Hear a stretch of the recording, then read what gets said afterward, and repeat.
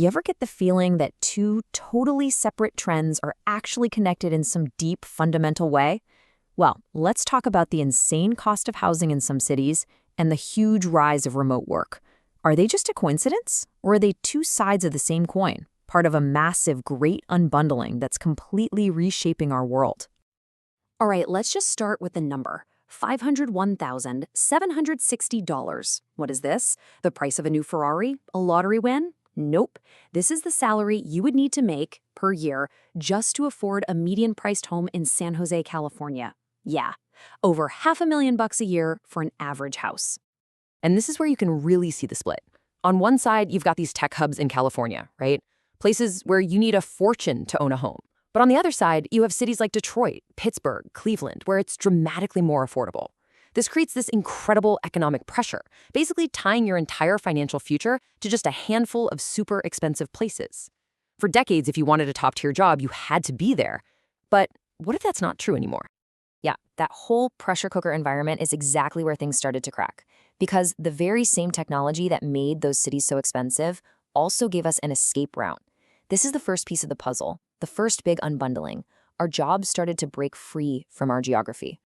You see, the explosion of remote work wasn't just some pandemic fad or a nice little perk.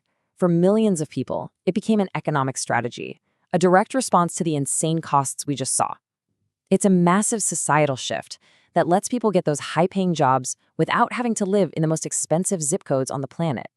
The job, quite literally, has left the building. And this isn't just a US thing, it's global. But, and this is interesting, it's not happening the same way everywhere. You've got English-speaking countries, especially North America, leading the charge with almost 2 work-from-home days a week. Europe is right behind them. Asia, though, has been a bit slower to jump on board. It just goes to show you this is a worldwide transformation, but with its own local flavors. And it gets even more fascinating when you look at who is working from home. It's not one size fits all. It turns out your life situation is a huge factor. Parents, they are the absolute champions of hybrid work, looking for that sweet spot between home life and office time. But people without kids, they tend to go to the extremes. Either they want to be fully remote or they want to be fully in the office. The old model of everyone doing the same thing is clearly dead and gone. So, we've got these two massive forces, right? Housing costs going through the roof in some places, and this huge shift to working from anywhere. They feel like separate issues, but are they? Or is there a single, deeper force pushing both of these tectonic plates? What's really going on here? Well, the answer seems to lie in the global economy itself, an economy of extremes, where one incredibly powerful engine is, amazingly, both causing the problem and giving us the solution. To really get this, we have to zoom way out. The International Monetary Fund gives us a huge clue in its World Economic Outlook.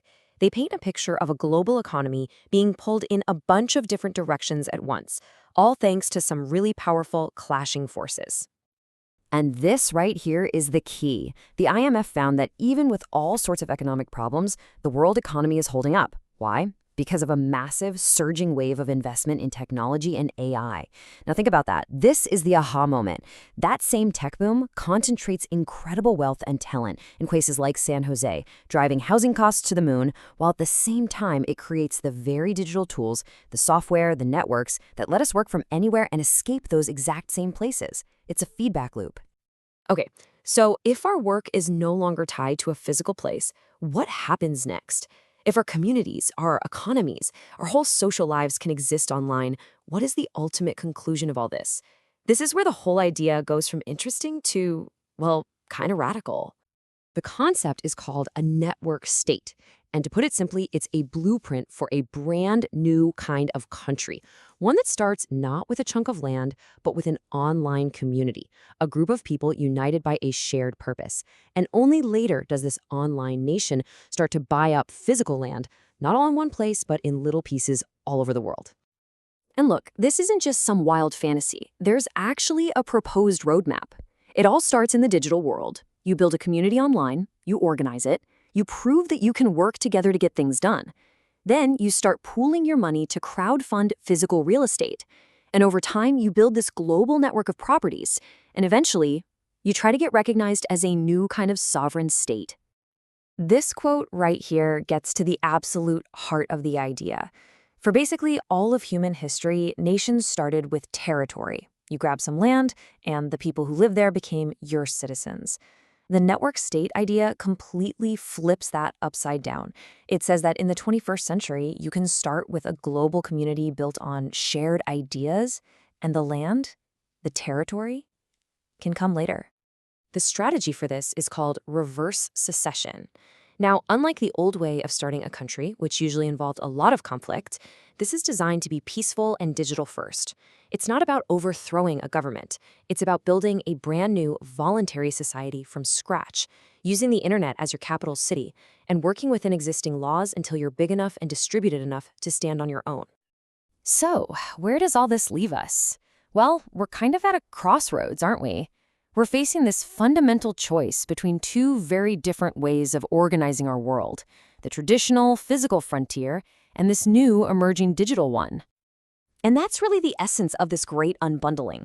The land-first model is the world we've known forever. It's built on soil and steel, and where you're born determines who you are. But this new cloud-first model, that suggests a future where citizenship is a choice.